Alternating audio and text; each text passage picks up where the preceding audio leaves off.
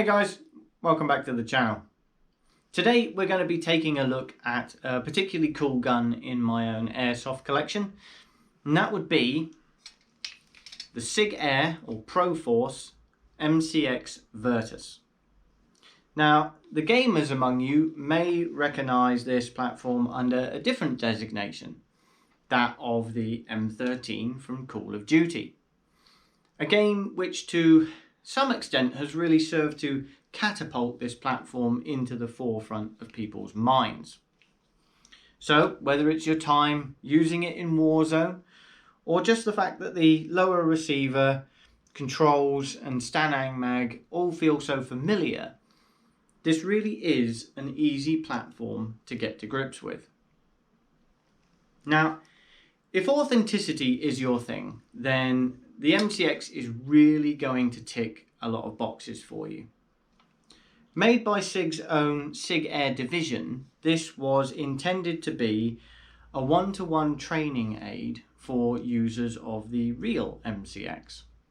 So, if you were particularly inclined to want to change out the handguard or the stock, for example, for some of the other variants offered by Sig, then this would be entirely possible with this airsoft replica. Assuming, of course, you could get hold of said parts outside of the USA. Now, outside of video games, this gun has seen quite a lot of adoption by certain forces and police forces, but perhaps most notably for us Brits anyway, the adoption by our own counter-terrorist unit, the CTSFO.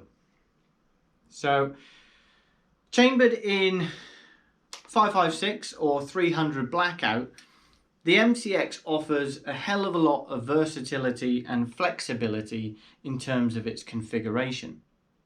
If you'd like to know more on that, there's a link down below in the description which will take you to Sig's own torture testing video, in which they put a lot of the different variants and options through their paces, and yeah, it makes a very good watch, so I recommend you check down for that. So let's make our way through this airsoft variant and see exactly what we get out of the box. So starting at the front, as ever, we get a 14mm counterclockwise thread. So if you're ever looking to add a tracer or suppressor in the future, that is entirely plausible. We have a free floating barrel encased inside the very recognizable MCX style handguard. Now, for me, the handguard is where a couple of issues arise with the MCX, unfortunately. As you'd expect, this is a front wired gun. We have no stock or buffer tube at the rear to hide any wiring in, so all of that sort of business is expected to be encased in here. Now, unlike other front wired guns such as the G36 for example, which has a solid style handguard, this is very, very exposed. So you'll already be able to make out the fact that the wiring and the small Tamiya connection is very visible inside the handguard. And that's something that only gets worse with the addition of the battery, because a lot of batteries aren't sort of plain black. They have sways of colour in them, whether it's red or blue or gold. And it really, once it's in there and very, very visible, it really detracts from the realism of this setup, unfortunately.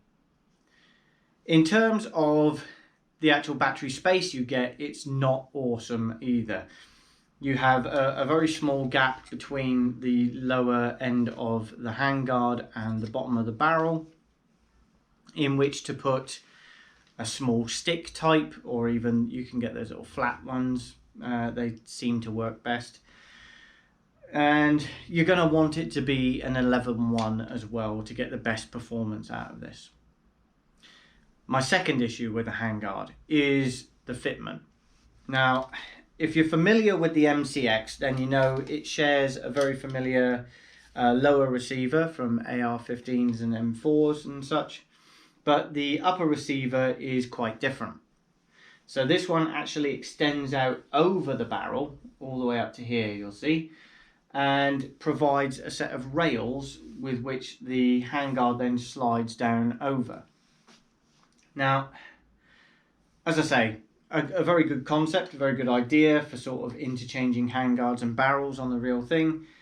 But in here, what we get is a lot of wobble, a lot of play, and a lot of noise. Now, this is something that is negated somewhat during skirmish time, because obviously you're like C-clamping the gun, and your sort of hold on it goes a long way to quietening everything down. And you can see I can sort of shoulder and maneuver the gun, and we're not getting much noise or play. But certainly walking around the safe zone or just generally carrying the gun, that gets old fast.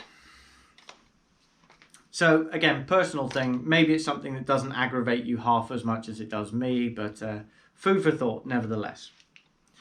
Right, in terms of coming back along the receiver, you will see that it is adorned with all the various trademarks you'd expect from an official SIG product, so that's very nice. The mags form, unfortunately, the next issue with this particular gun. The MCX is notorious in the airsoft market for being very, very fussy about its choice of magazines. Some won't fit at all, some will insert but not grip and fall out randomly. I've found that these particular Aries mid-caps work very well. They've got a nice solid fitment, and I've never had one sort of wobble around and fall out on me randomly. So those would be my recommendation for the MCX if you were to go down this route. And to be honest, I kind of think that straight look looks really good on this. So yeah, but again, personal choice. In terms of the business end of things, inside these receivers you will find the absolutely, in my opinion, superb Avalon gearbox. It comes with a host of upgrades. You've got things like quick change springs, nice gear sets, and high torque motors, that kind of thing, which just really go a long way to giving this thing a great level of performance out of the box, which is nothing less than you'd expect from a gun within this price bracket. The rear stock is somewhat of a bone of contention for some people. It's one of those Marmite things, you either love it or you hate it. As I say, it's completely interchangeable with other SIG products, so you can swap this out if you go to, say, for example, Brownells online. They will be able to sell you something to fit, although you're going to pay a pretty penny for an official piece of kit. But I like it. It shoulders really nicely. It's got a good level of grip to it, and actually the skeletonized section is really nice for sort of cheek weld and sort of getting acquisition of your target down sights. It works very, very well, and it's very compact. It could possibly be a slightly longer pull for some of us bigger guys and stuff, but for me works perfectly, and actually functions fantastically in CQB, if that's of any concern to you guys. Right, as you'd expect, this is a very, very well manufactured product. It's truly authentic. It's a great addition to anyone's arsenal, and I would highly recommend it. Aside from that slight play you're going to get in that handguard, which for me is really difficult to live with, but the actual look and feel and quality of the gun is absolutely superb. So if this review has been of any help to you at all in a possible acquisition or just of any interest to you, then as ever, a like and a subscribe is always welcome, guys. And I'll see you in the next one. Thank you.